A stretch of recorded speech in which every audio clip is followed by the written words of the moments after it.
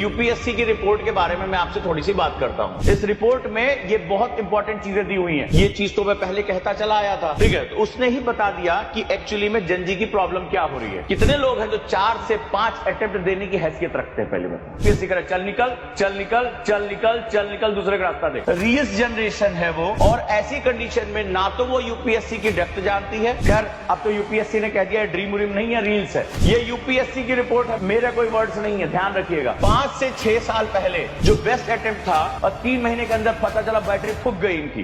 Dzire burning होती मेरे भाई। तो यूपीएससी की रिपोर्ट के बारे में मैं आपसे थोड़ी सी बात करता हूं। 8 से 10 साल पहले लगभग 13% स्टूडेंट ऐसे थे जो फर्स्ट अटेम्प्टर थे। तो फर्स्ट अटेम्प्ट में 13% बच्चों का सिलेक्शन हो रहा था। नाउ इट इज 2022 से, जब से यूपीएससी की रिपोर्ट कहती है कि 2022 से जो ट्रेंड शुरू हुआ, 2023 में फिर इस तरह के क्वेश्चन और बढ़ गए, 2024 में और बढ़ गए, और 25 वाले ने तो खैर चमत्कार कर दिया। यूपीएससी की नई रिपोर्ट आती है, वो कहती है अब ये संख्या घटकर 2 से 3% रह गई। जी हाँ, अब आपको ये जानना चाहिए ऐसा क्यों है। अब देखिए कल की रिपोर्ट में यूपीएससी वही बात कह रहा है, इसीलिए कहा जाता है उजांग सर पढ़ाते पहले हैं छपता बाद में है। अब यूपीएससी कह रहा है कि आज से 5 से 6 साल पहले जो बेस्ट अटेम्प्ट था वो थर्ड अटेम्प्ट था, लेकिन जब से 2022 से उन्होंने इंटरनली चेंज कर दिया है क्वेश्चन की लैंग्वेज, क्वेश्चन का टाइप, और बहुत सी कोचिंगें जस्टिफाई ही नहीं कर पा रही हैं। ठीक है, 2022 के बाद से यूपीएससी कहता है ट्रेंड चेंज हो गया। Now the 4th and 5th attempt is the golden attempt. ये यूपीएससी की रिपोर्ट है, मेरा कोई वर्ड्स नहीं है, ध्यान रखिएगा। ये शिफ्टिंग क्यों हुई? क्योंकि गवर्नमेंट एक तरफ तो कह रही यंग ऑफिसर हमें चाहिए, और एवरेज एज जो है खिसक कर 24-25 पहुंच रही है। ऐसा क्यों? यूपीएससी ने कहा कि वो सभी लोग जो 4 से 5 साल पहले जिन्होंने अपना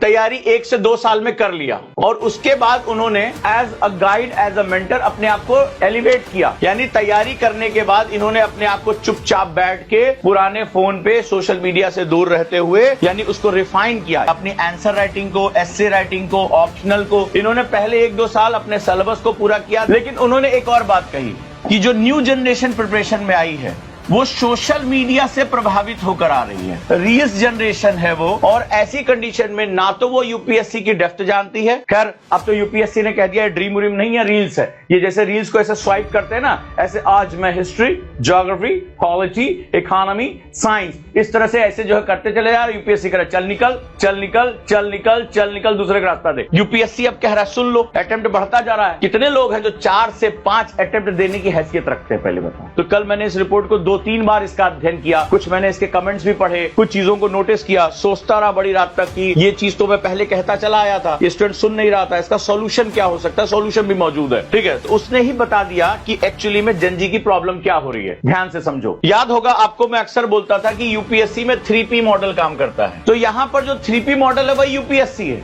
पेशेंस, परसिस्टेंस एंड प्रैक्टिस। अब आ जाओ यूपीएससी क्या कह रहा है। कह रहा है the problem is social media. अब सोशल मीडिया सबसे बड़ी प्रॉब्लम का इसका मतलब क्या है? अटेंशन स्पैन, यानी कि जो फोकस है बच्चों का वो बहुत डाउन हो गया है। दूसरा, ये हमारे हार्मोनल लेवल को अचानक से क्या करता है? पंप मार देता है। तो ये जो पंप स्टूडेंट्स हैं, ठीक है, सर में आईएएस बनेंगे और देखने हैं, और 3 महीने के अंदर पता चला बैटरी फूक गई इनकी।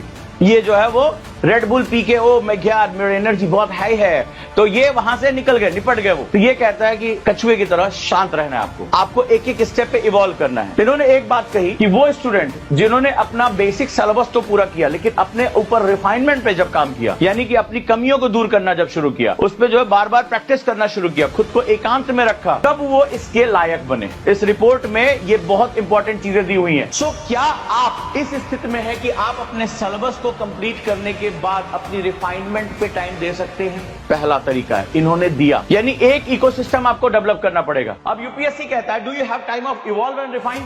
आपके पास इवॉल्व और रिफाइनमेंट का टाइम, यानी खुद को छानने का टाइम है। छानते रहिए, शुद्ध करते रहिए। अगला जो सबसे इंपॉर्टेंट चीज है, सबसे बड़ी बात है, सोशल मीडिया आपकी चाहत और आपकी डिजायर को, यानी इच्छा और डिजायर के बीच का अंतर खत्म कर देता है। आपको लगता है कि जिस रील को देखकर आपकी चाहत पैदा हुई है वही आपकी डिजायर है। डिजायर बर्निंग होती है मेरे भाई। डिजायर आप एक्ट से लेकर आते हैं, आप उसके लिए काम करते हैं। ये विश है, आपकी इच्छा है कि आप आईएएस बने, वो नीली बत्ती गाड़ी से उतरे हैं। सो बाबू, यूपीएससी आज भी किस पे चलता है? DAR पे। तो हम इसका सॉल्यूशन क्या लेकर आए? चले सॉल्यूशन देख लेते हैं। सॉल्यूशन इसी का एंटी है, यानी जो ट्रेंड है उसका एंटी। अब आपको बताता हूं प्रॉब्लम क्या है आपकी। ये जो जेनजी है, इसकी सबसे बड़ी प्रॉब्लम है FOMO, fear of missing out. UPSC mains का क्वेश्चन है बाबू, इसलिए ऑथेंटिक है। मैं और कोई चीज पर बात ही नहीं करता जो यूपीएससी के रेंज के बाहर हो। ये है क्वेश्चन। अब फोमो क्या है? फोमो आपकी एक बहुत बड़ी बीमारी है और पूरी दुनिया की बीमारी है कि कहीं हम कुछ मिस ना कर जाएं। No, you have to be anti trend. तो ये ध्यान रखिएगा। अब जरा ध्यान से देखिए, जितने लोग एंटी ट्रेंड बन सकते हैं अंदर, एंटी ट्रेंड का मतलब क्या है? वो जो सारी चीजें तुम्हें सोशल मीडिया पे ले जा रही, वो रास्ते बंद करने पड़ेंगे तुम्हें। इसने यूपीएससी ने क्या तुम्हें बताया? इवॉल्व। जितने लोगों ने खुद को एकांत में रह के इवॉल्व किया और जिन्होंने खुद को रिफाइन किया। इवॉल्व और रिफाइन बेसिकली पाइपलाइन मेथड होता है। चलो देख लेते हैं इसको। ये पाइपलाइन मेथड है, समझ लेना इसको। पाइपलाइन, इंजीनियरिंग का जो स्टूडेंट होगा वो इसको समझ जाएगा। तो पाइपलाइन जो होता है वो सीरीज सीक्वेंस होता है। यानी पहले स्टेप में हमने अपना कोर्स पूरा किया, कोर्स को भी हमने समझा, प्री, मेंस, जो भी हमारा है, हम पाइपलाइन में गए, हमने स्टेजेस को पूरे किए, हम आगे तक गए। इसके बाद हम जब ये रुक के पूरा हमारा डोमेन कंप्लीट हो गया, then we start our segment evolve. Evolve का मतलब होता है वैल्यू एडिशन, वैल्यू एडिशन। तो इवॉल्व होने का मतलब है कि इसमें एड ऑन करना। अब इसके बाद जब इवॉल्व होता है तो हम क्या करते हैं? नई इंफॉर्मेशन और नई नॉलेज को एड ऑन करते हैं। इसको बोलते हैं एड ऑन प्रोसेस। प्लस हमने कर दिया। फिर अगला स्टेप कहता है कि रिफाइन इट। रिफाइन यानी रुक कर इसको छानो। तो रिफाइन का मतलब होता है छानना। Now this is the pipeline method. Now UPSC, अब मेरे पास 4 साल नहीं है, मैं क्या करूं? एक होता है पैरेलल प्रोसेसिंग। पैरेलल प्रोसेसिंग में सबसे पहले control your mind and time. तो माइंड और टाइम को आपने कंट्रोल किया। अब क्या करना पड़ेगा? Suppose that you start your prelims, your mains, आप सिलेबस पढ़ रहे हो। प्रॉब्लम क्या है?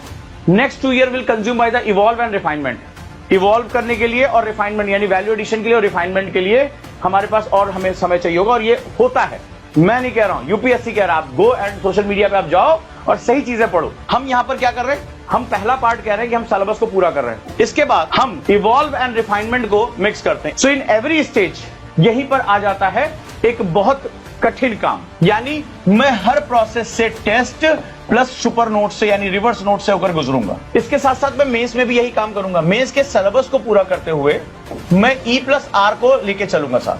क्वेश्चन डेली लगाऊंगा। कोई ऐसा व्यक्ति हो जो मेरी कॉपी को चेक करे, मेरी कमियों को बताए, मुझे एक डिसिप्लिन में लेके जाए। तो आप एक साथ मल्टीपल वर्क करना शुरू करोगे। इसको बोलते हैं पैरेलल प्रोसेसिंग। तो मल्टीपल टास्किंग के लिए आपको क्या करना पड़ेगा? यहां पर आपको एक ऐसा व्यक्ति लाना पड़ेगा जो आपको प्रेस कर सके। अब मेरे पास 2 चॉइस है।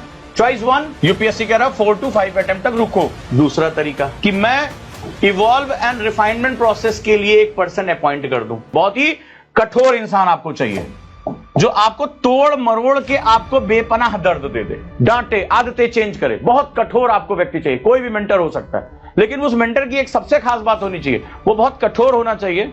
2 तरीके हैं, आइदर मैं 4 to 5 ईयर जाऊं, आइदर इस प्रोसेस को 2 to 3 ईयर में कंप्लीट कर दूं। तो अब अगर आपको बात समझ में आ गई है, निर्णय आप ले लीजिए।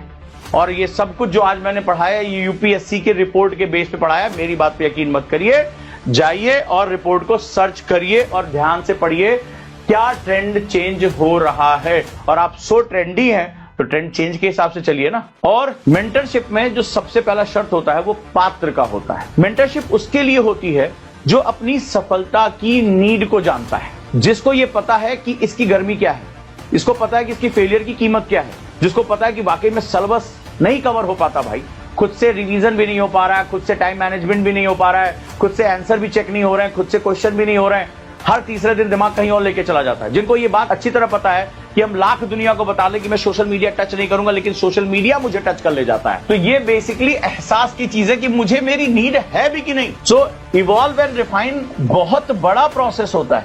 रोज डांट खाना, रोज अपनी तौहीन सहना, रोज क्वेश्चन करना, मन नहीं हो रहा फिर भी लिखना, मेंटर की डांट सुनना, मेरी डांट सुनना, इतने क्वेश्चन क्यों नहीं किए, कड़वी बातें सुनना। लेकिन सफलता के नियम क्या है यूपीएससी ने आपको खुद बता दिया। अब आपके पास चॉइस है 4 to 5 अटेम्प्ट और इवॉल्व एंड रिफाइन। अगर सालों को कम करना है तो दोनों प्रोसेस को पैरेलल प्रोसेसिंग में लेके चलो।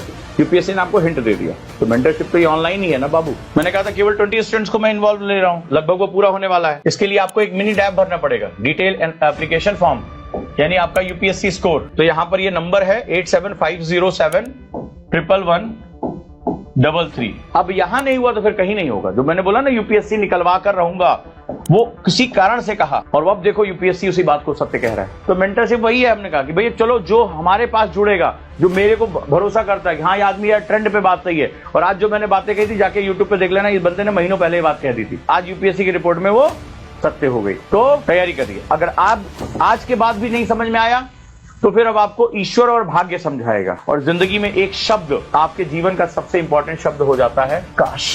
ये इंसान के जीवन का सबसे बड़ा पेन है, काश। तो मैंने आपसे एक डैप में भरवाया था ना, आपका सबसे बड़ा पेन क्या है, तो उस पेन को अगर सही शब्दों में हो तो काश। चलिए जुटे रहिए, पढ़ाई करिए, अभी भी समझ में आ जाए तो आगे बढ़िए।